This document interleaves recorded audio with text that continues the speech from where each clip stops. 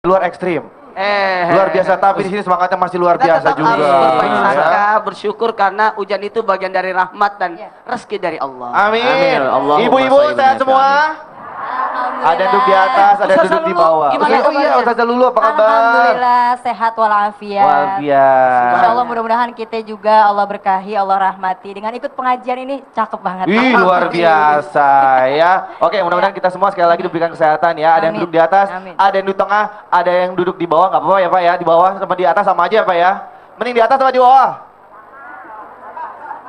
Kenapa Pak? Sama aja ya. Labu, tahu labu? Labu itu dibawa, Nah, Iya. kelapa di atas. Ah. Ketika dibawa ke rumah, pasti labu itu diangkat ke atas kepala. Iya, Sementara kelapa yang di atas di malah bawah. dibawa. Benar, luar biasa. Tapi kalau ngomongin posisi, ada yang di atas, ada yang di bawah. Ngomongin jabatan, zaman sekarang banyak banget yang mungkin sudah dimanipulasi. Betul kalau ngomongin jabatan, Pak ya? Bapak ada yang masih ngantor, Pak?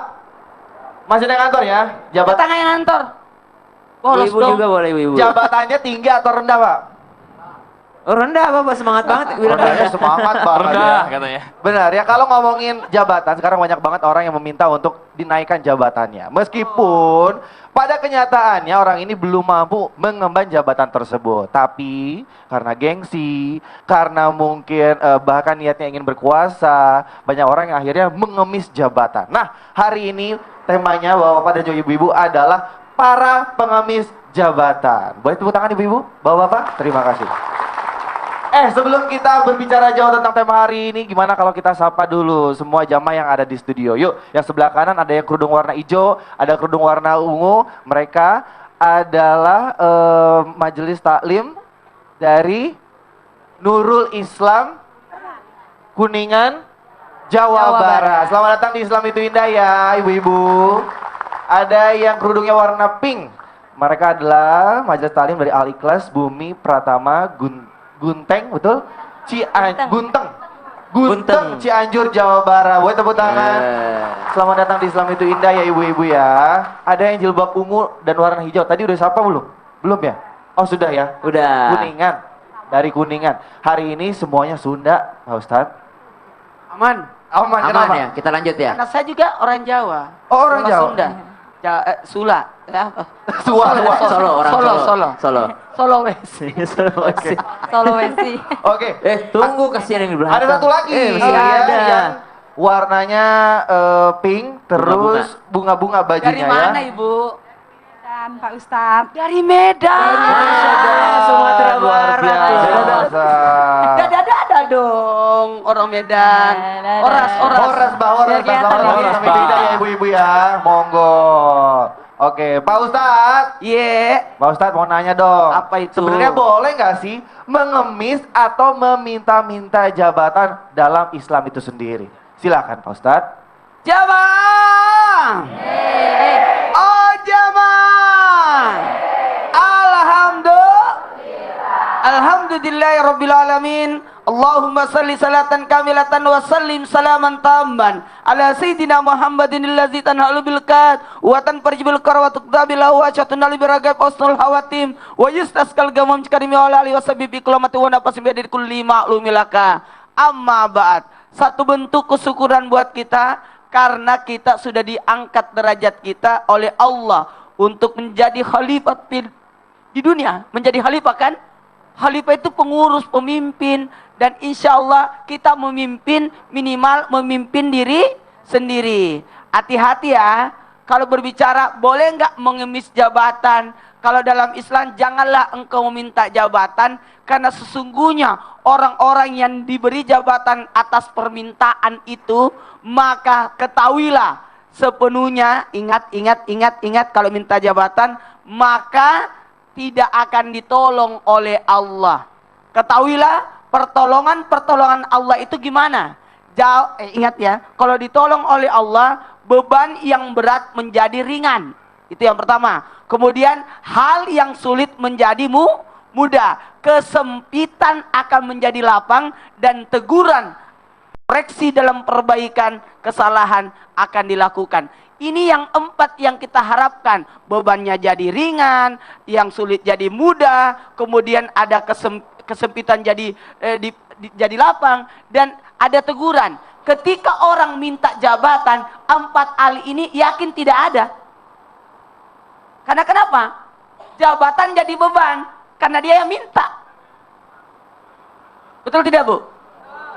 Kalau dia mau mengeluh, nggak bisa mengeluh. Kenapa? Pastor berkata, kan kamu yang minta sendiri. Dan susah orang untuk menegur dia, mengingatkan dia, karena dia pasti merasa lebih baik. Betul tidak, Bu? Tanggung jawabnya akan hilang. Makanya ketika orang, nauzubillah summa nauzubillah, meminta jabatan, hilang rahmat Allah padanya. Karena merasa lebih hebat. Kita ambil contoh Sayyidina Abu Bakar As-Siddiq yang dalam hal ini bukan meminta jabatan, justru diminta, justru diharapkan. Maka pada waktu Rasulullah SAW berpulang ke rahmatullah, yang langsung diangkat jadi khalifah adalah Sayyidina Abu Bakar As-Siddiq. Karena ketika Rasulullah sakit, yang diminta untuk jadi imam pada waktu itu adalah Sayyidina Abu Bakar As-Siddiq. Maka otomatis orang berkata, pasti Abu Bakar yang gantikan Rasulullah dalam hal ini jadi khalifah. Begitu pula Umar bin Khattab. Ketahuilah, kedua khalifah ini ketika diminta jadi khalifah luar biasa. Bahkan minta dikoreksi, minta diingatkan. Bahkan Sayyidina Abu Bakar As-Siddiq sudah jadi khalifah, masih melaksanakan kegiatan sebagaimana sebelum jadi khalifah, menjadi pemerah susu. Padahal sudah jadi khalifah loh, setara dengan presiden. Tapi masih melakukan hal-hal yang biasa dilakukan semasa sebelum jadi khalifah. Pertanyaannya, kalau kita jadi begitu bisa nggak? Sudah diangkat jabatannya, masih mau nggak lakukan hal-hal yang sama sebelum jadi pemimpin? Mohon maaf kepada siapapun yang diserahi jabatan, bersyukurlah. Karena jabatan itu adalah amanah. Tapi ingat, jangan pernah meminta jabatan. Dan apalagi kata-kata mengemis jabatan, seakan-akan kita merasa sombong, merasa hebat. Karena bisa jadi ada yang lebih hebat, lebih pantas dibanding diri kita. Kecuali kalau diminta. Tapi jangan juga, dua hal ini jangan disuruh jadi pemimpin. Siapa itu? Jadi ibaratnya memegang jabatan itu, yang pertama orang yang meminta jabatan. Takutnya tidak ada pertolongan Allah di situ. Yang kedua, jangan engkau memberikan jabatan orang yang tidak mau sama sekali jabatan. Karena ketika terjadi kesalahan, pasti yang disalahkan kita juga. Betul? Jamaah. Kalau kita diminta jabatan dan pantas untuk memegang jabatan itu, silahkan aja. Sepanjang kita mampu. Amin. Makanya enak sekarang. Ada namanya koreksi diri, ada namanya tarapnya, ada namanya memang disekolahkan. Ada sekolahnya memang kan, ada insinyur, ada dokter. Diminta jadi dokter, mau nggak, Bu? Jangan, soalnya bukan jabatan saya. Ibu mau jadi dokter? Kalau masih kecil mah bisa. Ibaratnya apa? Mau tahu? Ya belajari. Kan ada beberapa target untuk sesuatu itu dijadikan memegang jabatan. Iya benar. Sesuai ahlinya. Pak Ustadz, tapi minta jabatan sama minta kerjaan sama atau beda? Beda dong. Beda ya. Kalau jabatan kedudukannya, kerjaan adalah penghasilannya. Penghasilannya. Tidak apa-apa, ada namanya rezeki karunia. Nah. Karunia itu alatnya. Tidak apa-apa orang Apa-apa cari. ya. Makanya mencari Nafkah, oh betul, benar. Nah, Ustazah Lulu, Ya. boleh nanya nggak nih, kira-kira Boleh, Ustazah Lulu silahkan. punya pengalaman nggak sama mungkin, amit-amit ya, mungkin Ustazah betul. yang minta jabatan, atau mungkin ada orang yang minta jabatan sama Ustazah Lulu? Kalau untuk peminta jabatan, karena memang anak ada yayasan, biasanya mereka minta hanya sebagai menjadi guru kerjaan gitu. Kalau Untuk kerjaan ya aja, untuk jatuhnya kerjaan ya. aja. Tapi kalau untuk kayak kedudukan, fas'al ahli zikri in kuntum la ta'lamun. Jadi tanyakan kepada ahlinya. Ketika untuk jadi kepala sekolah, oh udah ada apa tuh? Misalnya dia PGTK, kemudian ada tarbiyahnya gitu kan. Insya Allah mudah-mudahan berkah. Jadi insya Allah sih lancar semuanya aman. Oh, Gitu. gitu. Pernah diminta Untuk? Aha. jadi RT. Jadi apa Ustaz? Mau nggak? Jadi Ustaz? Mau nggak di RT. Makassar? Di Makassar. Saya bilang, saya kan nggak tinggal di Makassar. Oh, iya. So, Iya. kemana-mana. Kan tapi ada istrinya, jadi Bu RT. Jangan. Jangan juga ya. Oke, kalau Ustaz Kafi, Ada ya, saya sih ada gitu waktu apa meminta atau diminta? ini meminta. Meminta Iya, jabatan. Jadi, Khusus minta bukan jabatan? saya, maksudnya orang yang meminta jabatan. Berarti diminta Ustaz. Karena pada saat itu ada apa organisasi ya. Kalau organisasi itu di kampus itu kan luar biasa. Nah, jadi dia pede dengan pedenya minta, udahlah saya aja gitu yang mengajukan jadi diri. mengajukan Volunteer. diri, gitu, mengajukan diri. Maka saya bilang, wah ini orang kepedean banget. Oh, Saya bilang begitu. iya. Padahal dia sama saya gantengan dia. Ya dikasih aja, dikasih ujian, Iya, dikasih benar. kesempatan, kasih kesempatan. Kalau saya alhamdulillah banyak yang minta jabatan tapi tidak, kan disesuaikan. Disesuaikan. Kalau ada syarat-syaratnya lengkap. Jangankan jabatan, tidak berani sebenarnya. Bikin usulan aja di rapat yang kalau saya pimpin rapat, ada yang mengusulkan, tidak ada yang berani. Kenapa? Karena Kenapa, siapa Ustaz? yang mengusulkan, dia yang melaksanakan. Oh, jadi udah Jangan takut pernah duluan ngusul. ya. Kalau lagi Betul. meeting sama Pak Ustadz, kalau lagi Jangan ngobrol, usul. jangan pernah ngusul. Nanti Kenapa? disodorin langsung. Sodorin. Oh ya udah, itu usul kamu, lakukan Kamu yang sendiri. lakuin. Iya.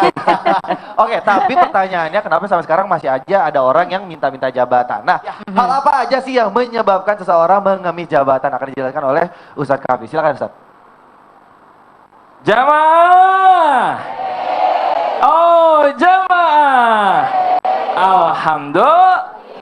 Alhamdulillah pagi-pagi cuaca dingin-dingin kayak gini masih semangat kan Bu ya?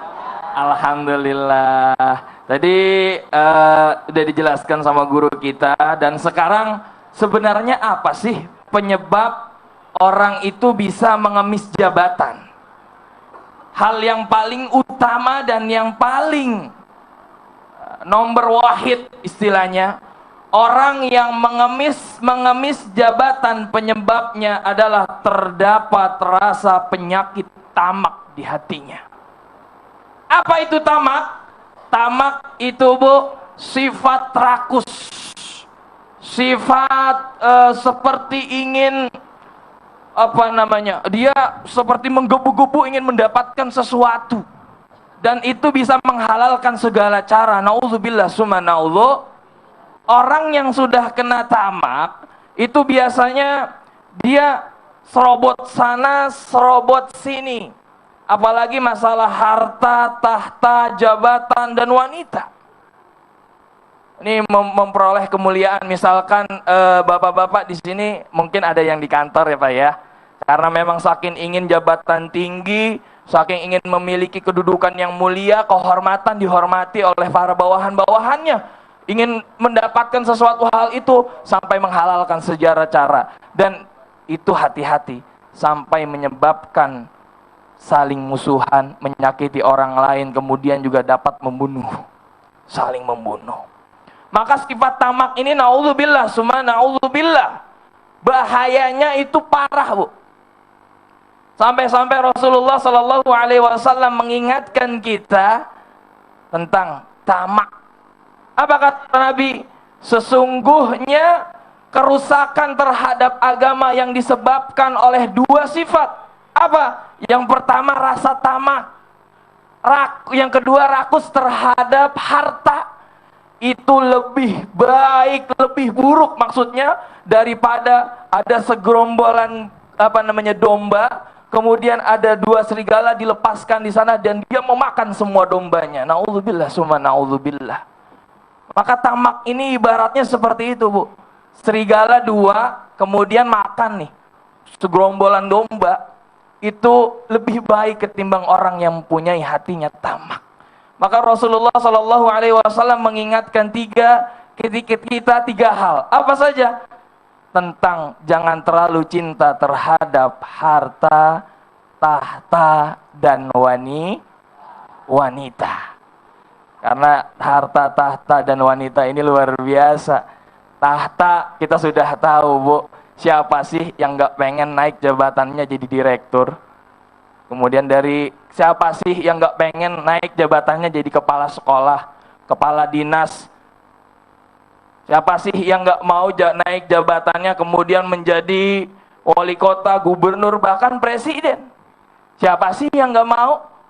Mulia bro. Ya kan? Kita datang jalan set. Bapak mulia, syaraf, mendapatkan kemuliaan. Tapi naudzubillah kalau misalkan direbutnya dengan cara yang haram.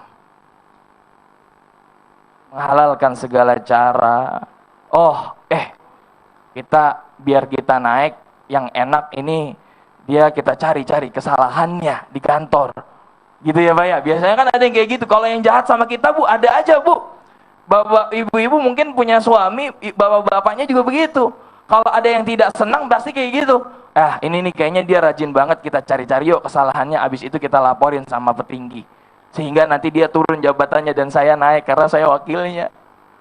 Ada yang kayak gitu Bu. Naudzubillah summa naudzubillah. Tahta, kemudian harta, apalagi harta. Siapa sih yang nggak pengen kita banyak uang, rumah gede, mobil mewah, sawah banyak, ibu ya, emas banyak, Bu ya. Ya kan, ini ibu pada pakai emas nih ya. Iya, siapa yang nggak pengen Bu? Pasti semuanya ingin, pasti semuanya pengen, tapi jangan sampai itu menghalalkan segala cara. Dan ini lagi wanita. Ini wanita kadang-kadang juga bisa menjadi penghias, kadang-kadang bisa menjadi penggoda. Iya, ini mentang-mentang hartanya sudah dikit, ekonominya turun, ini kadang-kadang istrinya ini sering ngolok-ngolokin. Betul banget. Udah Pak, itu aja. Apalagi kalau wanita, misalnya cowok nih ya, Iya. cowok mau melamar perempuan, kadang-kadang jabatannya harus tinggi dulu baru berani ngelamar. Iya bener, Iya itu kan? ya, iya. Tahta wanita. Ternyata itu berbahaya ya. Nah, yaudah, sekarang kita tanyakan berikutnya sama Ustazah Lulu, termasuk golongan apakah orang-orang yang suka mengemis jabatan? Ustazah, ternyata ada golongan tersendiri nih buat orang-orang yang mengemis jabatan. Ya. Silakan dijelaskan Ustazah. Jamaah. Oh, jamaah. Yang punyanya ketawa tuh Ustaz ya. Copy paste bentar Ustaz ya. Alhamdulillah, insya Allah mudah-mudahan ikan lohan punya Pak Barkah, mudah-mudahan kita semuanya berkah. Masya Allah, pas kita lagi syuting di sini, di luar lagi hujan.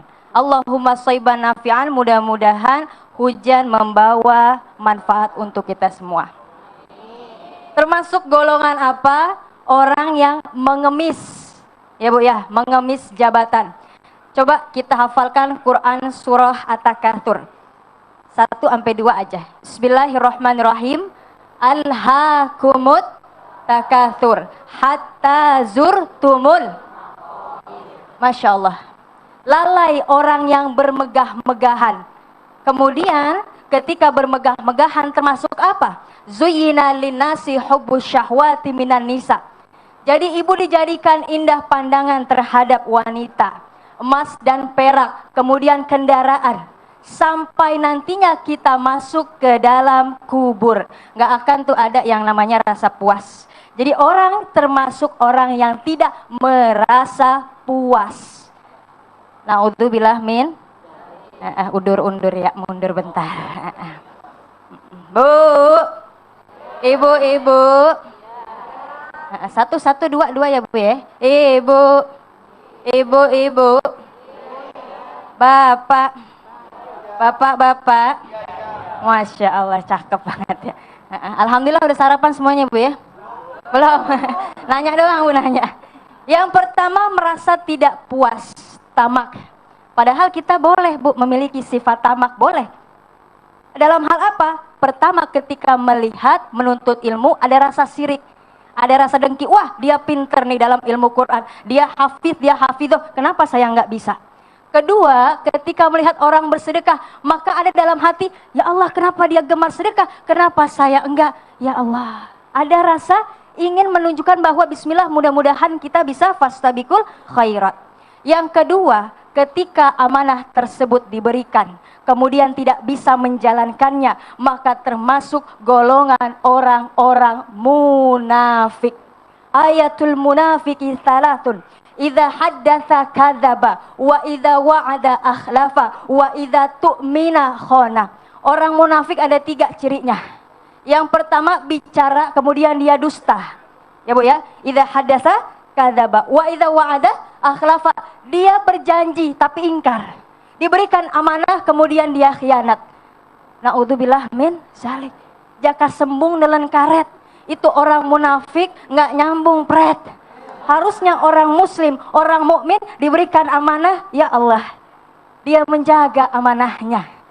Jadi ketika dia berjanji, ya Allah, dia tepati janjinya. Berbicara, ya Allah, bicaranya pun benar, bicaranya pun juga mengandung hikmah manfaat. Subhanallah. Karenanya ini penting sekali bagi kita untuk mencontoh akhlak Rasulullah. Rasulullah punya pribadi yang fast. F-nya fatonah, A-nya amanah, S-nya siddiq, T-nya tablik. Subhanallah, Rasulullah amanah. Dari kecil dikasih gelar Al-Amin, orang yang bisa dipercaya. Subhanallah, karenanya Bunda, insya Allah mudah-mudahan kita memberikan amanah kepada anak-anak kita, mengajarkan kepada anak-anak kita, akan nanti besarnya menjadi orang yang sukses, yang beriman, yang tidak hanya sukses dunia, tapi juga sukses akhiratnya. Amin ya Allah ya Rabbal. Ibu. Ustadz mau bangun silahkan. Ada. Tema kita pagi ini ungu-ungu ya. Unyu-unyu dipanggil kali, unyu-unyu sekali gitu. Subhanallah, mudah-mudahan kita tidak menjadi orang yang munafik, menjadi orang yang tamak akan harta, akan jabatan. Karena kenapa? Kita hidup di dunia, ad-dunya darul imtihan, dunia tempatnya ujian. Dunia tempatnya ujian. Tunjuk tangan di sini yang nggak dapat gelar camat. Ada ibu? Yang nggak dapat gelar camat, Ustadz? Abang ya Allah, minum sekutang anget-anget ganteng banget. Aduh. Abang nggak dapat gelar camat? Enggak, Camat itu calon mati, Bang. Masya Allah. Berarti sampai yaumil akhir dia masih hidup ya? Ya jangan dong, Mustazah. Masya Allah, kita kan dapat gelar semuanya camat. Insya Allah mudah-mudahan kita mampu mempertanggungjawabkan diri kita di hadapan Allah Subhanahu wa Ta'ala. Amin ya rabbal Ternyata alamin. jabatan tuh amanah ya Ustazah ya. Amanah. Kalau emang belum amanahnya ya jangan dipaksain, nggak usah minta-minta, nggak usah mengemis apalagi ya, Betul. gitu. Ya udah. Makanya waktu Sayyidina Umar bin Khattab pertama kali diangkat itu Ya. sambutan pertamanya dia nggak bilang alhamdulillah. Tapi Pas naik assalamualaikum warahmatullahi wabarakatuh, inna lillahi wa inna ilaihi rajiun. kok gitu? Saya diangkat jadi pemimpin karena ini adalah satu beban yang sangat berat bagi Masya saya. Iya. Oh Makanya iya. di pesantren kita diajarkan jangan mendatangi dua. Satu. Yang pertama, jangan mendatangi pemimpin, penguasa. Kenapa? Jangan, kalau tidak diundang maksudnya. Oh kalau nggak diundang jangan didatangi. Tidak boleh, jangan sampai kita dianggap meminta jabatan. Oh. Yang kedua, jangan mendatangi orang kaya kalau tidak diundang. Tahu kenapa? Kenapa? Karena jangan sampai kita dikira mengemis meminta hartanya. Oh. Jadi dua tempat ini jangan datangi kalau ustadz atau siapapun sebenarnya. Tapi kalau diundang makan-makan gimana Bu? Oh harus. Harus datang, kayak itu Karena itu rezeki. kan ada kewajiban kita untuk menghadiri undangan. Rezeki nggak boleh ditolak ya. Nggak bisa.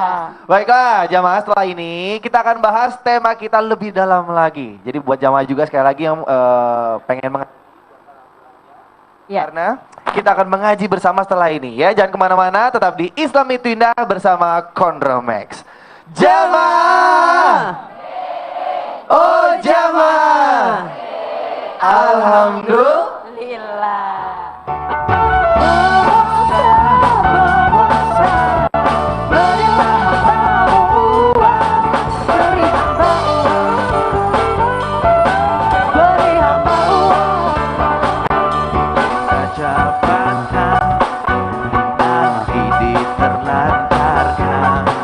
Tapi jika diberi tanpa meminta, tak akan ditolong.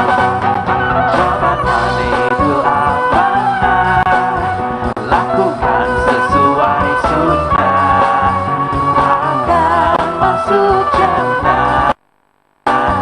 Pemimpin yang amanah, jabatan itu amanah, lakukan sesuai sunnah, akan masuk jannah. Pemimpin yang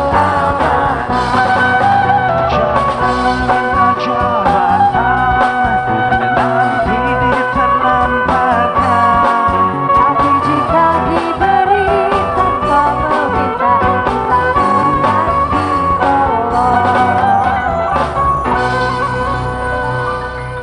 Alhamdulillah, boleh tepuk tangan buat teman-teman Nas yang barusan sudah melantunkan sebuah lagu yang liriknya diambil dari sebuah hadis Rasulullah yang berbunyi, wahai Abdurrahman bin Samurah, janganlah kamu meminta jabatan. Sebab jika kamu diberi jabatan dengan meminta, maka kamu akan ditelantarkan. Dan jika kamu diberi dengan tanpa meminta, maka kamu akan ditolong. Hadis riwayat Bukhari. Ya, terima kasih buat teman-teman dari NAS ya.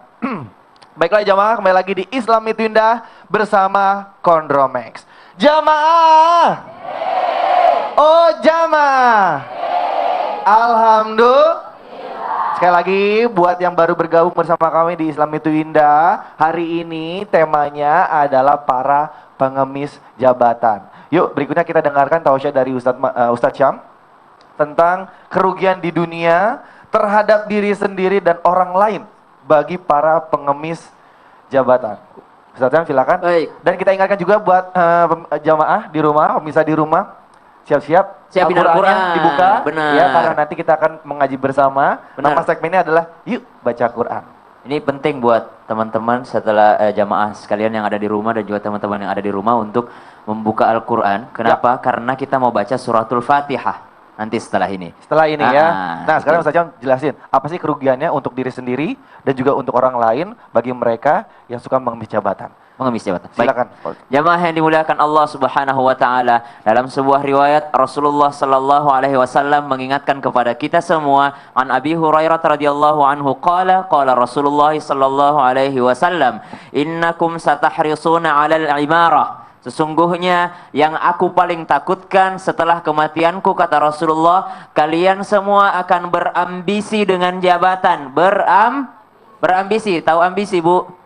Berlomba-lomba, saling sikut menyikut, segala cara dihalalkan untuk mencapai sebuah jabatan, untuk mencapai sebuah tahta karena ingin berkuasa dan ingin berbuat zalim atas kekuasaannya tersebut.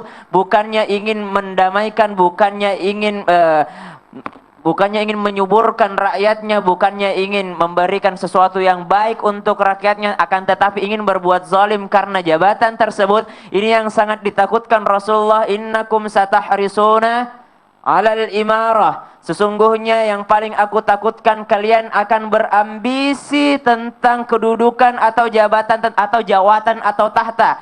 Kemudian kalian akan sangat menyesal nanti yaumal qiyamah, ketika nanti berada di hari kiamat. Ya Allah, seandainya dulu aku tidak menjabat.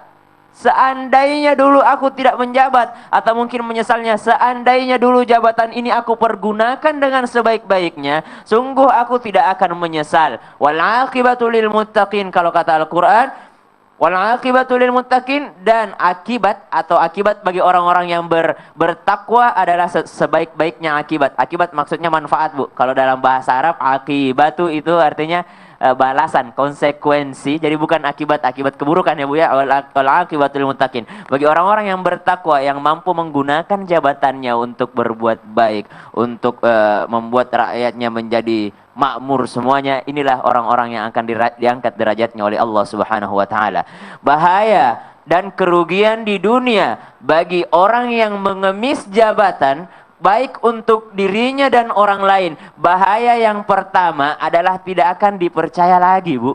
Ibu, kalau ada orang tidak membuktikan bahwa dia hebat, bicara, teori, janji, tidak pernah membuktikan, tidak ada bukti, kemudian dia mengemis, biarkan saya jadi pemimpin. Ibu mau pilih atau tidak?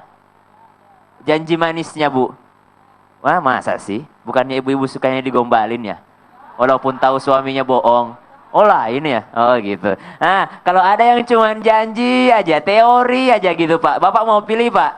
Dibandingkan orang yang sudah ada bukti, orang yang memberikan bukti, Bapak pilih yang membuktikan. Kenapa? Karena inilah yang membuat manusia berpikir. Manusia mampu berpikir. Allah memberikan kita akal pikiran supaya kita berpikir. Supaya kita berpikir karena kita tidak mau dibohongi dengan teori, dengan janji-janji manis. Makanya kerugian yang pertama bagi orang-orang yang mengemis-ngemis jabatan, orang yang meminta-minta jabatan adalah dia tidak akan dipercaya oleh orang lain lagi. Ya Bu ya?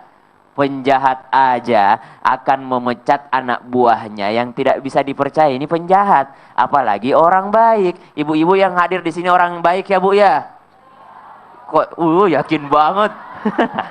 Amin ya rabbal alamin. Karena tidak ada orang yang suci, yang ada adalah orang yang berusaha untuk menjadi suci. Qad aflaha man tazakka au qad aflaha man zakkaha. Sebaik-baik kalian atau orang-orang yang beruntung di antara kalian adalah orang-orang yang berusaha untuk menjadi suci. Walaupun tidak ada orang yang suci, kita terus berusaha menjadi suci. Kemudian bahaya yang kedua bagi orang-orang yang mengemis jabatan. Kata Rasulullah, wallahi, demi Allah, kami tidak akan pernah memberikan jabatan, memberikan jawatan, memberikan tahta terhadap orang-orang yang memintanya. Rasulullah tidak akan pernah, dan Rasulullah mengatakan inna kami. Kalau Rasulullah mengatakan inna kami, berarti kita semua ikut ya Bu ya. Ibu-ibu golongan Rasulullah atau bukan Bu? Golongan Rasulullah. Kita semua golongan Rasulullah. Makanya Rasulullah sebutkan sesungguhnya kami, wallahi demi Allah, Rasulullah bersumpah tidak akan pernah memberikan jabatan terhadap orang-orang yang meminta jabatan. Yang meminta maksudnya di sini adalah rakus jabatan, tamak jabatan. Kalau orang pilkada misalnya, kalau orang pemilihan, apakah itu meminta jabatan, Bu? Meminta jabatan atau bukan? Bisa jadi itu bukan meminta jabatan, akan tetapi itu adalah mereka ingin membuktikan bahwa kami pantas dan kami ingin berbuat baik terhadap negara ini, terhadap daerah ini. Makanya kalau sudah menjabat kita dukung, Bu. Kalau sudah menjabat wajib hukumnya ulil amri. Kita taat terhadap ulil amri kita, terhadap pemimpin kita, itu wajib hukumnya. Siapapun dia kita wajib. Karena itulah sikapnya seorang muslim. Jamaah yang dimuliakan Allah Subhanahu wa taala, sudah siap Qur'annya semuanya? Oh, di sini udah hafal semuanya, Bu ya. Nah, karena sekarang kita masuk ke segmen yuk baca Qur'an.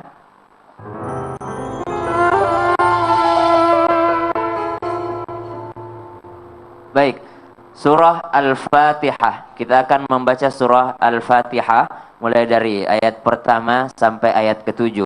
Surah Al-Fatihah adalah 7 ayat yang kata ulama kita surah ini adalah yang paling afdal. Suatu hari di dalam masjid di Makkah, Rasulullah bersama seorang sahabatnya, lalu Rasulullah berkata kepada sahabatnya, "Wahai sahabatku, maukah engkau aku ajarkan satu surat yang paling afdal di dalam Al-Qur'an?"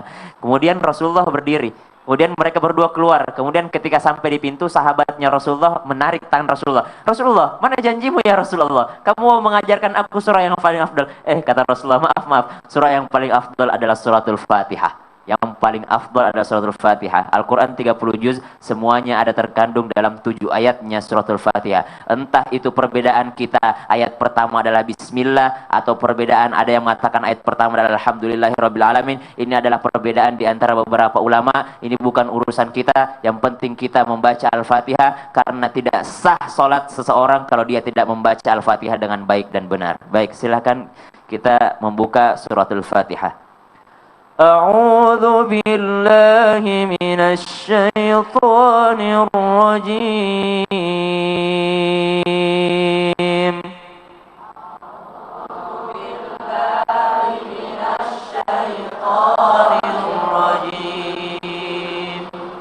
بسم الله الرحمن الرحيم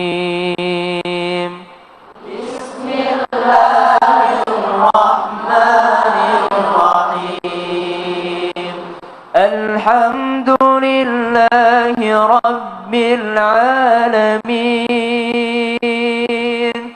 الحمد لله رب العالمين الرحمن الرحيم الرحمن الرحيم مالك يوم الدين مالك يوم الدين إياك نعبد وإياك نستعين إياك نعبد وإياك نستعين اهدنا الصراط المستقيم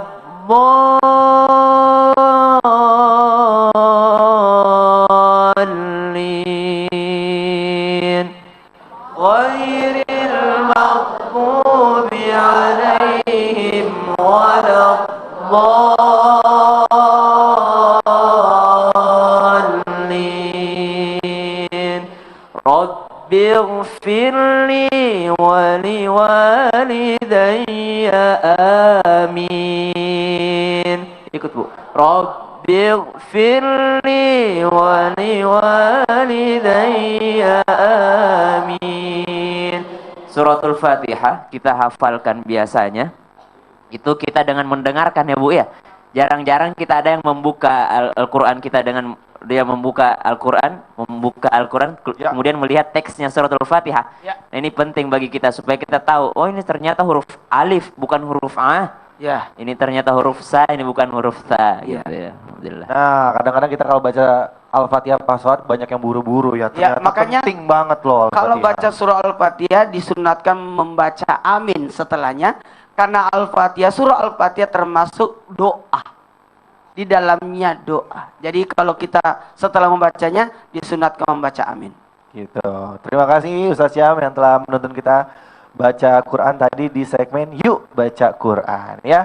Baiklah, setelah yang satu ini kita akan bagi-bagi rezeki nih ya, jutaan rupiah buat pemirsa yang ada di rumah. Yuk buruan telepon ke 791876680 untuk Anda yang berada di Jabodetabek atau 021791876681 untuk Anda yang berada di luar Jabodetabek ya. Jangan kemana-mana, tetap di Islam Itu Indah bersama Kondromex. Jamaah, oh jamaah, alhamdulillah.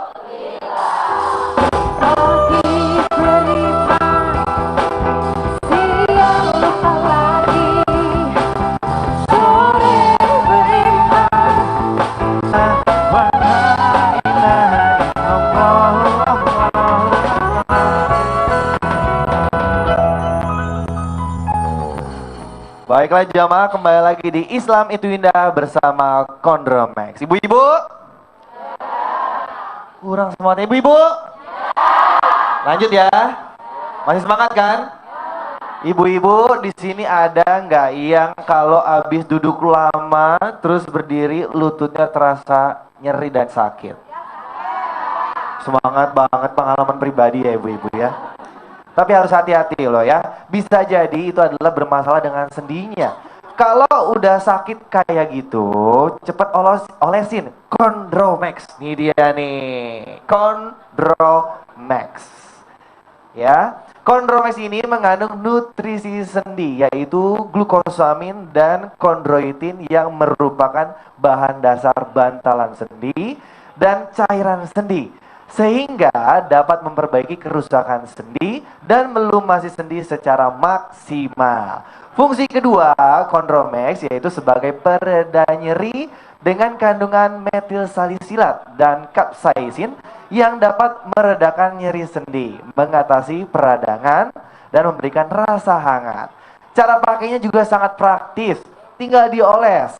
Kecepatan meresapnya 2 kali lebih cepat ke lokasi sendi yang sakit, sehingga lebih maksimal dalam menutrisi sendi dan mencegah sendi dari kerusakan. Makanya pakai Kondromex, krim nutrisi sendi dan pereda nyeri. Boleh tepuk tangan ibu-ibu? Terima kasih. Ya udah, seperti janji saya sebelumnya, sekarang waktunya kita bagi-bagi rezeki nih buat jamaah yang ada di rumah ya. Tinggal telepon sekali lagi ke sini buruan. Ada passwordnya juga. Kalau saya bilang nyeri sendi, oles Kondromex, langsung dijawab ya.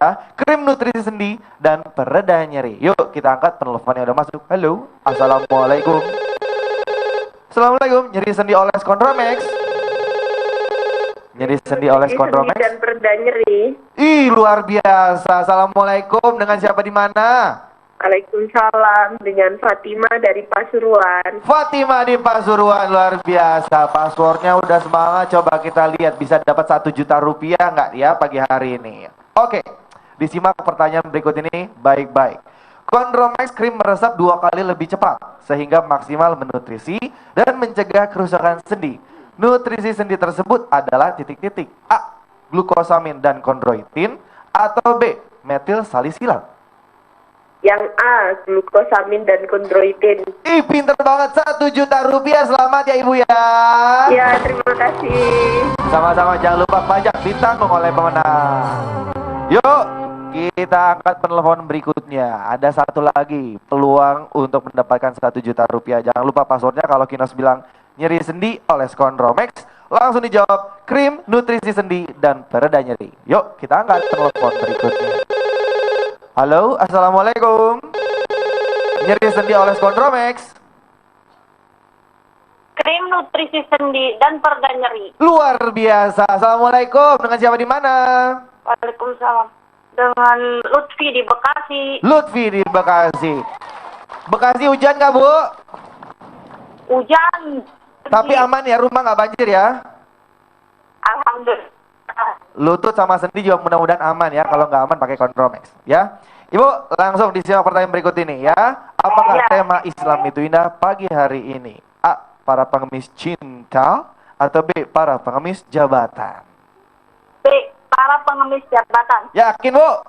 Yakin. 1 juta rupiah. Selamat ya Ibu ya. Pajak Ya. ditanggung pemenang. Kondromex, krim nutrisi sendi dan pereda nyeri. Ya udah, sekali lagi selamat buat yang udah menang, mudah-mudahan berkah buat keluarga. Amin, amin ya rabbal alamin. Ibu-ibu di studio, jamaah di studio mau dapat hadiah juga? Kok lemes banget? Nah, hadiahnya tapi bukan berupa uang. Hadiahnya dipersembahkan oleh Ustadz Kafi. Ustadz Kafi, are you Iya. ready? Aduh. Kira-kira apakah nih pertanyaannya kalau kita kembali ke tema kita hari ini? Para pengemis Pengemis jabatan. Jabatan. Bukan pengemis cinta. Bukan pengemis cinta, itu mah- Dipancing langsung gagap Ustadz nih ya. Apa sih hukuman dari Allah ya di akhirat bagi mereka yang suka mengemis jabatan? Silakan Ustadz Kafi. Jamaah pemirsa Islam itu indah yang dimuliakan Allah. Apa saja hukuman dari Allah Subhanahu wa taala di akhirat bagi para pengemis jabatan. Bukan pengemis cinta, Bu ya. Itu makanya lagu jadinya ya. Pengemis cinta. Apa saja? Yang pertama, di akhirat nanti akan merasakan penyesalan yang amat pedih. Jadi ini ada suatu kisah dari Abu Dzar Al-Ghifari. Rasulullah Shallallahu Alaihi Wasallam pernah didatangi oleh Abu Dzar Al-Ghifari tentang bagaimana dia ingin menjadi pemimpin. Akhirnya meminta kepada Rasulullah Shallallahu Alaihi Wasallam untuk memimpin pada saat itu. Kemudian Abu Dzar datang ke Rasulullah, lalu meminta, ya Rasul, aku ingin menjadi pemimpin. Aku meminta menjadi pemimpin. Maka kata Rasulullah Sallallahu Alaihi Wasallam, sesungguhnya engkau belum mampu. Sesungguhnya engkau lemah. Belum mampu maksud Rasulullah Sallallahu Alaihi Wasallam. Wa innaha amanatun. Sesungguhnya yang jadi pemimpin itu, jabatan itu adalah amanah. Dan amanah nanti akan dimintakan pertanggungjawabannya di akhirat. Kullu mas'ulun an ra'iyatih. Segala sesuatunya nanti akan dimintai pertanggungjawaban oleh Allah Subhanahu, termasuk juga jabatan. Maka saya takut nanti kamu akan menjadi khizyun wa nadamatun. Karena kecintaan Rasul takut nanti Abu Dzar Ghifar ini takut menjadi dia orang-orang yang menyesal di akhirat, tidak mendapatkan pertolongan Allah Subhanahu. Maka naudzubillah, naudzubillah, orang yang gila jabatan, gila harta, gila tahta, gila wanita, maka siap-siap nanti di akhirat akan mendapatkan penyesalan berupa azab dari Allah Subhanahu. Orang-orang yang lalim, orang-orang yang tamak terhadap jabatan, biasanya dia tidak mempedulikan orang lain. Serobot sana, serobot sini. Apalagi kalau misalkan jabatannya itu menggiurkan, tertekan ekonomi. Jangankan Bu, jangankan barang-barang yang mewah. Kalau udah tertekan ekonomi mah apa aja juga yang penting mah jadi duit. HP teman, HP sahabat, ya Bu ya, diambil, diserobot, dikantongin, kemudian dijual. Apalagi jabatan yang menggiurkan, apalagi harta, apalagi kekayaan, apalagi juga wanita. Hati-hati wanita ini, Biasanya wanita ini menyuruh suaminya untuk ayolah kerja, suami istri saya. Suaminya beliin mobil baru. Kamu kapan? Baru beliin odong-odong doang. Iya. Kapan? Gitu. Kapan lagi? Akhirnya suaminya stres. Setiap hari disuguhi itu terus, ya kan? Iya, stres terus, jadi ujung-ujungnya stroke lagi kata ibu-ibu tadi. Ya, iya stres. Ini wanita hati-hati, menggoda. Akhirnya mau nggak mau suaminya menyuap. Nih, saya ada uang sekian. Tuh. Jadikan saya jabatan. Akhirnya jadi di jabatan. Kira-kira yang seperti itu halal atau haram? Halal atau haram? Haram. Maka hal-hal yang seperti itu naudzubillah summa naudzubillah patut kita hindari, yang namanya kita mengemis jabatan. Ustaz-ustaz tadi sudah menjelaskan, ustazah juga sudah menjelaskan agar kita itu jangan sampai meminta jabatan. Jangan sampai ada juga kita yang diminta. Karena sesungguhnya kata Ustaz Maulana tadi sudah disinggung sama beliau, sudah dijelaskan. Kalau orang yang diminta itu biasanya ditolong oleh Allah Subhanahu wa taala. Tapi kalau orang yang meminta, dia dengan pedenya, dengan yakinnya, nih saya. Naudzubillah summa naudzubillah, ketika nanti akan dimintai pertanggungjawabannya oleh Allah Subhanahu wa taala. Dan yang terakhir apa? Orang yang di akhirat nanti dia akan mendapatkan azab dari Allah Subhanahu wa taala yang amat pedih. Nauzubillah summa naudzubillah, wallahu a'lam bissawab. Bahkan kalau berbicara tentang orang minta jabatan itu bisa merusak agamanya. Agama yang dirusak. Soalnya otomatis, mohon maaf, menyebabkan dia jadi lalai, lupa dan sebagainya. Bahkan ketidakadilan itu kan muncul karena kadangkala mendahulukan kepentingan pribadinya juga atau golongannya. Nauzubillah summa nauzubillah. Ibu-ibu, ada nggak yang suka, Pak, ayo dong jabatannya naikin? Ada? Coba cung, pasti nggak ada yang angkat tangan ya. Nggak apa-apa, koreksi diri aja. Mudah-mudahan di studio nggak ada. Insya Allah di studio nggak ada ya. Nggak, soalnya kadang-kadang kalau seorang bapak, seorang suami, kalau udah istri yang minta segala sesuatu itu turutin. Luluh ya. Luluh lantah. Hati-hati kata-kata lulu, ada Ustaz lulu di sini. Oh iya, nih pakai H belakangnya, luluh. Luluh lantah. Ya, luluh ya. Baiklah ya, jangan kemana-mana. Berikutnya masih ada kisah inspiratif yang akan disampaikan oleh Ustadz Syam. Sekarang aja. Ayo. Iya, sekarang aja. Nggak sabaran banget. Iya. Ya udah silakan. Ini soalnya kisahnya tentang bagus. Tentang apa? Tentang orang-orang yang menolak jabatan. Menolak jabatan. Menolak jabatan. Orang Menolak pada pakai jabatan ini menolak jabatan. Orang-orang yang benar-benar Islami, Masya orang yang Allah. benar-benar beriman kepada Allah. Hanya Amin. sedikit segitu ya. Hanya sedikit. Silakan Ustaz Syam, silakan. Yuk. Amin.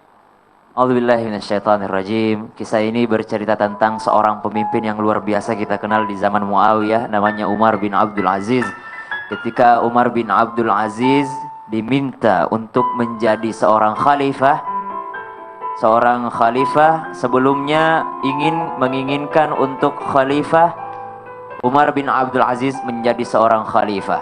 Kemudian didatangilah Umar bin Abdul Aziz dan ditanyakan kepadanya, "Wahai Umar bin Abdul Aziz, jadilah engkau seorang khalifah." Kata Umar bin Abdul Aziz, "Saya tidak mau. Saya tidak mau berdiri di tepi jahanam," kata Umar bin Abdul Aziz. Namun apa yang dikatakan oleh para pengantar surat ini, engkau harus menerimanya karena melanggar hukum daripada pemerintah kita termasuk adalah pelanggaran yang sangat besar. Pada hari itu Umar bin Abdul Aziz langsung ke masjid dan dia berkhutbah dan dia ceramah di hadapan seluruh umat muslim dan dia berkata, "Assalamualaikum warahmatullahi wabarakatuh. Alhamdulillahirabbil alamin wassalatu wassalamu ala asyrafil anbiya'i wal mursalin." Hari ini saya diangkat, diminta untuk menjadi seorang khalifah. Kalau kalian tidak setuju, terima kasih. Wassalamualaikum warahmatullahi wabarakatuh. Dan dia turun. Ketika dia turun, dia berlari, dikejar sama umat Islam. Wahai Umar bin Abdul Aziz, kami ingin sekali engkau yang menjadi seorang pemimpin. Kami ingin engkau yang menjadi seorang khalifah. Kemudian Umar bin Abdul Aziz kembali naik ke mimbar dan berkata, "Baiklah, saya akan menjadi seorang khalifah dengan syarat kalian harus berjanji. Ketika saya salah, tegur saya. Ketika keputusan saya benar, dukung saya. Ketika kalian tidak mendukung saya, maka saya akan mundur daripada jabatan saya sebagai seorang khalifah. 2 tahun menjabat sebagai seorang khalifah, Umar bin Abdul Aziz hanya 2 tahun dia menjabat. Tidak ada lagi umatnya atau warganya yang menerima zakat. Bayangkan, jadi sukses semua rakyatnya. 2 tahun saja dia menjabat, tidak ada yang menerima zakat. Pusing orang mau kasih zakat ke siapa? Tidak ada yang berhak menerima zakat. Kalau kita sekarang pusing, yang ngasih zakat siapa?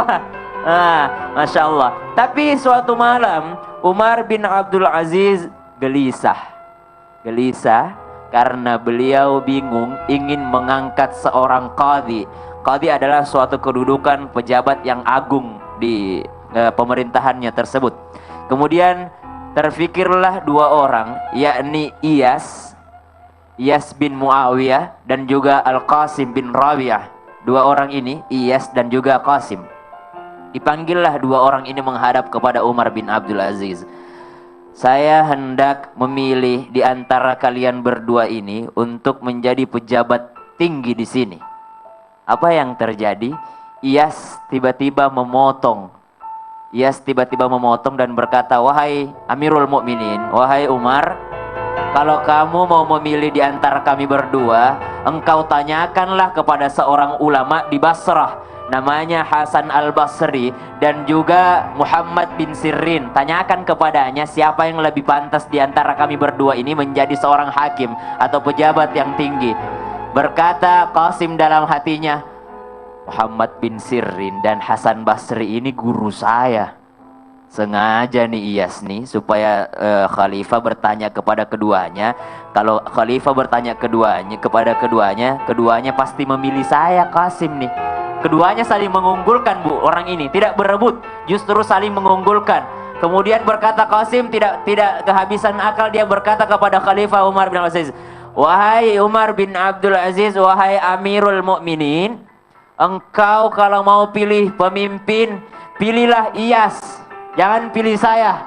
Demi Allah, saya bersumpah, Iyas ini adalah orang yang jujur, orang yang adil, orang yang pintar, orang yang akan menjadi orang yang luar biasa. Maka pilihlah dia. Wahai Amirul Mukminin, wahai pemimpinku, kalau saya berbohong dengan sumpahku ini, kalau saya bohong tentang Iyas, berarti saya juga tidak pantas dipilih karena saya pembohong. Tapi kalau saya jujur, kamu harus pilih dia dong, karena saya sudah bersumpah, dia pintar, dia hebat, dia luar biasa, kamu harus pilih Iyas. Kemudian Iyas tidak habis juga akalnya. Dia berkata kepada Umar bin Abdul Aziz, "Wahai Amirul Mukminin, sesungguhnya Qasim sengaja berkata begitu karena dia merasa bahwa engkau telah meletakkannya di neraka jahanam, di tepian neraka jahanam. Sedikit saja dia tergelincir sudah jatuh dia di neraka jahanam. Sengaja Qasim wahai Amirul Mukminin, dia tidak mau jadi seorang qadhi, dia tidak mau menjadi seorang hakim." Langsung disela oleh Khalifah Umar bin Abdul Aziz, dan Khalifah Umar bin Abdul Aziz berkata, "Kalian berdua adalah orang yang luar biasa, dan wahai Iyas, aku memilihmu untuk menjadi seorang hakim, untuk menjadi seorang qadhi. Mudah-mudahan engkau menjadi orang yang adil dan bijaksana." Dan apa yang terjadi? Hanya beberapa bulan setelah Iyas menjabat, dia terkenal sebagai seorang hakim yang sangat luar biasa, bijaksana, adil, dan ketika memutuskan dengan sangat pintarnya terhadap rakyat-rakyatnya. Semoga kita menjadi seorang al-imamul adil, seorang pemimpin yang adil bagi keluarga maupun masyarakat yang luas. Shadaqallahul adzim. Amin, amin ya rabbal alamin. Tuh, kalau emang kualitasnya udah pantas jadi hakim ya, nggak usah minta-minta, nggak usah pengemis, ya pasti ditunjuk sama orang ya. Baiklah jamaah, setelah ini masih ada tausiah dari Ustadz Maulana dan juga Ustazah Lulu tentang bagaimana caranya agar kita tidak termasuk mereka atau yang tergolong dengan para pengemis jabatan ya. Jangan kemana-mana, tetap di Islam Itu Indah bersama Kondromax. Jamaah! Oh jamaah! Alhamdulillah.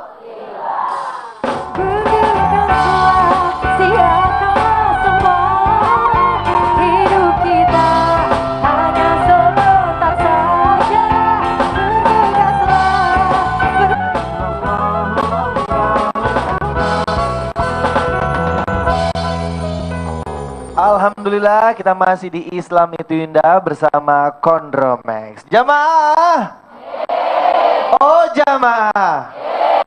Alhamdulillah.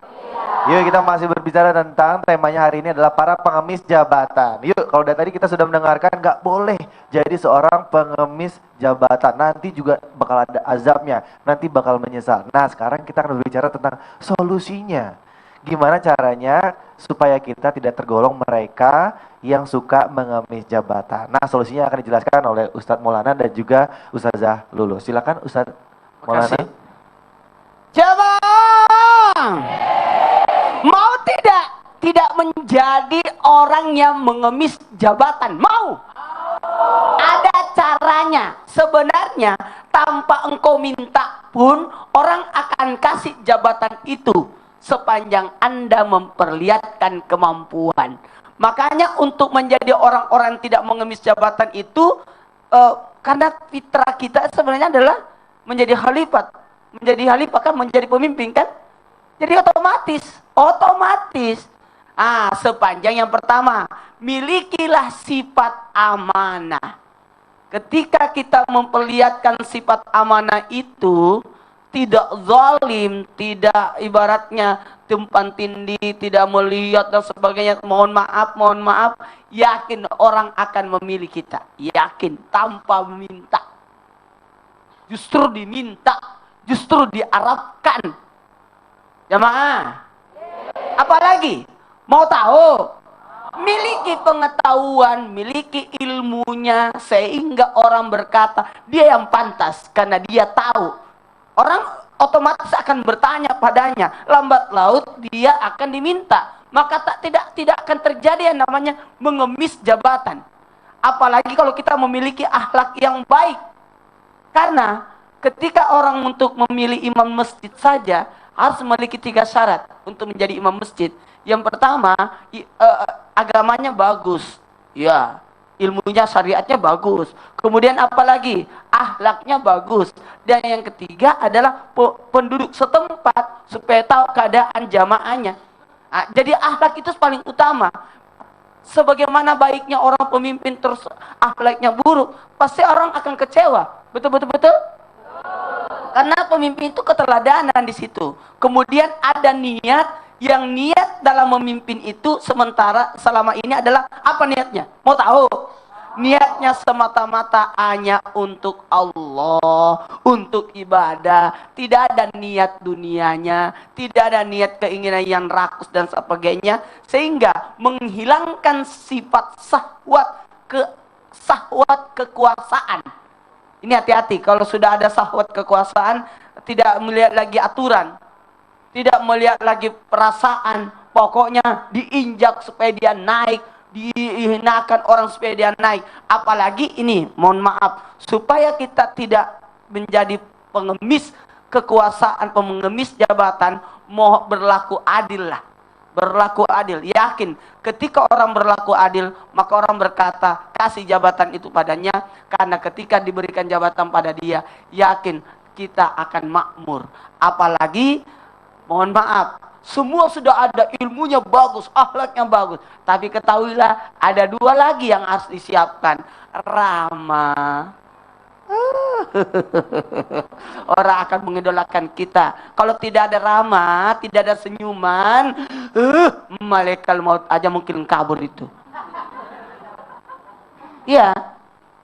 Sebagaimana takutnya. Apalagi, mohon maaf, miliki banyak teman. Semakin banyak teman, tapi ingat, teman yang mana dulu? Milikilah teman-teman yang baik, teman-teman yang senantiasa mengingatkan kita, membantu kita, mendukung kita. Amin, amin, ya rabbal alamin.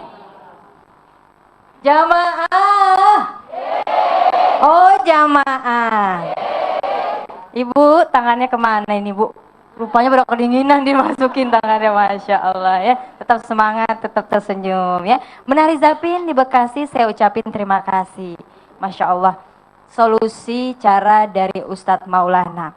Pemirsa yang dirahmati Allah, mudah-mudahan kita semua mampu memegang amanah dari Allah. Kita semua adalah khalifah. kullukum ra'in wa kullukum mas'ulun an ra'iyati. Kita semua pemimpin dan akan dimintai pertanggungjawaban nanti di yaumil akhir. Ibu pemimpin. Untuk suami ibu menjaga bagaimana untuk bisa menjadi istri yang solehah. Kemudian untuk anak-anak, suami pun juga pemimpin. Kita semua adalah pemimpin. Amanah merupakan titipan. Kita harta punya ibu, titipan. Anak, titipan. Semua adalah titipan. Karenanya amanah.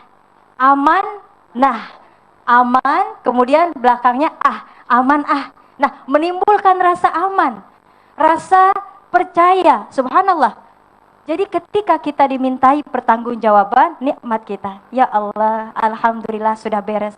Karena kenapa? Qala Rasulullah sallallahu alaihi wasallam. Rasulullah bersabda, la tazalu qadama 'abdin yaumal qiyamah hatta yus'alu an arba'. Tidak akan tergerak kaki seorang hamba sampai ditanya 4 perkara. Maaf Bunda, boleh saya mendekat? Namanya siapa Ibu?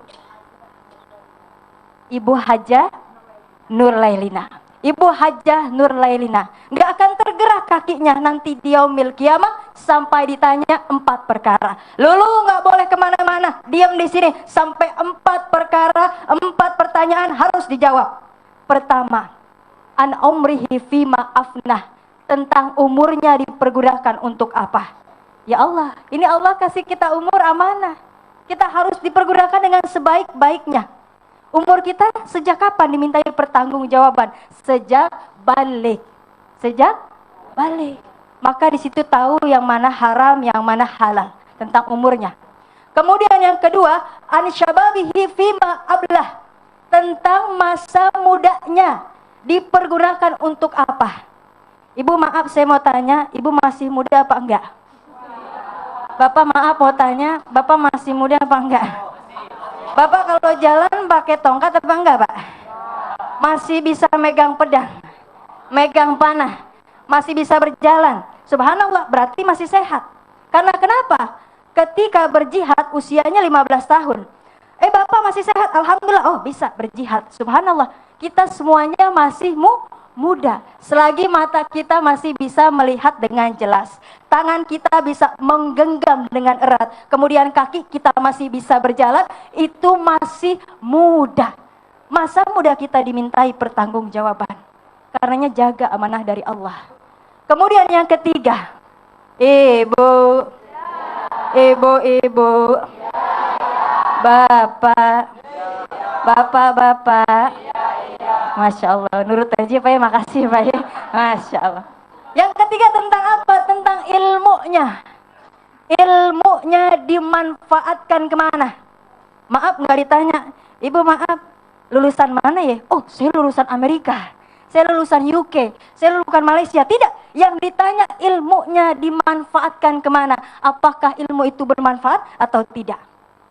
Kemudian yang keempat, ini pertanyaan ada 2. Ya Bu ya, tentang harta. Min ainak tasabah wa fima anfaqoh. Itu harta, dari mana engkau dapat, kemudian kemana kau belanjakan. Subhanallah. Bapak dari mana hartanya, kemudian dibelanjakan kemana, akan dimintai pertanggungjawaban. Karenanya tidak hanya sekedar kerja, mencari nafkah, tapi mencari nafkah yang halalan thayyibah. Ini ada kisah di mana Rasulullah sedang mengadakan taklim, kemudian depan ada anak-anak yang sedang bermain bola.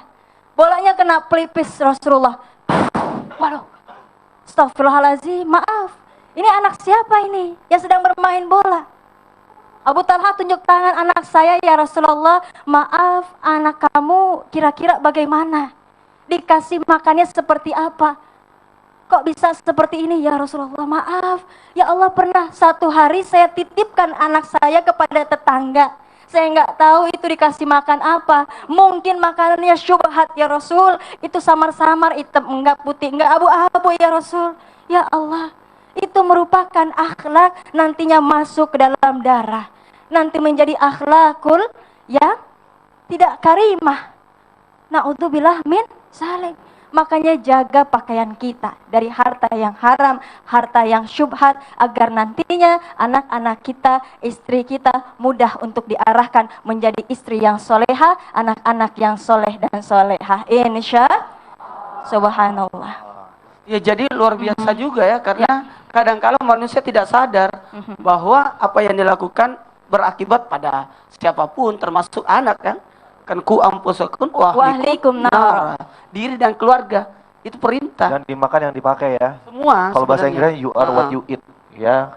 Kalian adalah apa yang Kalian makan. Betul. Baiklah, dari beberapa tausiah-tausiah yang sudah kita sampaikan pada pagi hari ini, mungkin bisa kita tarik kesimpulan dengan tema sekali lagi para pengemis jabatan. Dimulai dari Ustaz Kabi, silakan mungkin.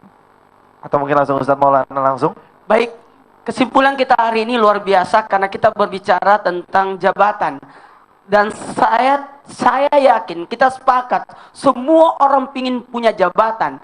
Orang belajar, orang sekolah, orang melakukan segala hal, pasti keinginannya untuk menggapai sesuatu cita-citanya. Dan salah satu cita-citanya adalah mendapatkan kedudukan yang baik. Dan ketahuilah, jabatan tidak usah diminta. Kedudukan tidak usah diminta. Tapi perlihatkan kemampuan sehingga pantas untuk kita menduduki jabatan itu. Orang tidak akan mencari siapa, tapi mereka butuh dengan siapa yang akan memimpin mereka untuk memegang jabatan itu. Allah saja sudah memberikan amanah kepada sosok wanita untuk mengandung. Itu pertanda Allah yakin wanita itu mampu memelihara anak-anak tersebut. Sama halnya dengan kita. Ketika kita diberikan jabatan, lakukanlah jabatan itu dengan baik, karena jabatan itu akan menjadi apa? Ciri khas diri kita. Kalau kita memang baik, orang akan berkata baik tentang diri kita. Ketahuilah betapa malunya kita ketika kita minta jabatan dan sesuatu yang kita lakukan tidak sesuai dengan harapan, sehingga kita malu sendiri atas jabatan itu. Nauzubillah, summa nauzubillah. Terima kasih Ustadz Maulana, Ustazah Lulu, Ustadz Kafi dan juga Ustadz Syam atas tausiah-tausiahnya pada pagi hari ini. Mudah-mudahan bisa menjadi pembelajaran untuk kita semua yang bermanfaat. Amin. Amin ya robbal alamin. Terima kasih juga buat teman-teman Nas. Terima kasih buat jamaah yang di studio. Boleh tepuk tangan, hari ini luar biasa semangatnya ya. Terima kasih buat jamaah yang di rumah. Sampai di sini dulu perjumpaan kita. Insya Allah kita akan bertemu lagi di Islam Itu Indah bersama Kondromex berikutnya. Akhir kata saya Rizky Kinos pamit undur diri. Assalamualaikum warahmatullahi wabarakatuh.